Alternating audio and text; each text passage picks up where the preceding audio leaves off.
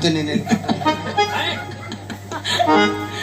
కోటీశ్వరుడు. ఎంత మటుకు సంపాదించిన మా బాబు పుట్టాడు, 5 ఎకరాలు ఉన్నాడు.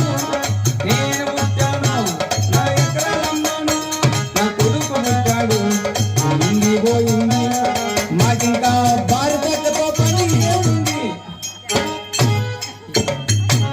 అక్కడుంది. ఎట్లా మీ నాయన పుట్టాడు 5 ఎకరాలు కొన్నాడు? అవును స్వామి. నువ్వు పుట్టి 4 ఎకరాలు అమ్ముకున్నావు. అవ్వను. నీ కొడుకు పుట్టి ఉండింది పోయింది. అవ్వను. నేను తాతను ఏం చేద్దాం? అమ్మింటి చెడిపోయిన అప్పయ్యా.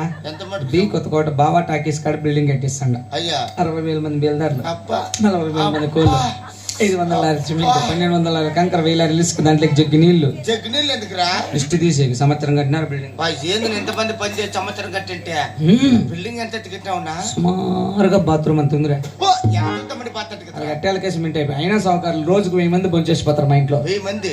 అప్పుడు భీమన్ ఉండాలి, గలాస్ ఉంటాయి. ఎట్లా గ్లాస్ భీమట్ల చూసి వెళ్ళిపోతారు. అయినా సహాయం చేయి. ఎవరి పల్లి ఇంటికి వెళ్ళిపోతారు. నా తాను 50 రూపాయలు పైసలు కూడా లేదు కానీ ఇది ఎవరు అనుకున్నావు? ఎవరు? ఓల్గుండ. చెప్పుతా కొడతారు. కొత్త కోట ఇది. కొట్టిన మానవ రాదరు నాకు. చామన కవతలు లేదు కొత్త కోట. అయితే అటు నుంచి ఇదంతా ఓలుకుంటా. అయితే ఇక్కడ రావులెడ్డి పెద్ద అతని దగ్గర తలారి పని ఖాళీగా ఉండదు. అక్కడికి వెళ్ళి తలారి పని చేసుకుని 50 రూపాయలు సంపాదించు పోరా. అకట పట్ట పట్ట పట్ట ఇంత బతికి ఊరుతా అయ్యా పని అని అడుగుదునా. ఇట్లా బతికినారా మేము. ఏం జరిగింది? నువ్వు పొరపాటు అయిపోయింది బ్రో. ఎట్లా? మేమందరూ నిద్రపోయింటాం. అని అమ్మవాడు ఆటో స్టెప్నీ టైర్ అమ్ముకొని వెళ్ళిపోయినాడు.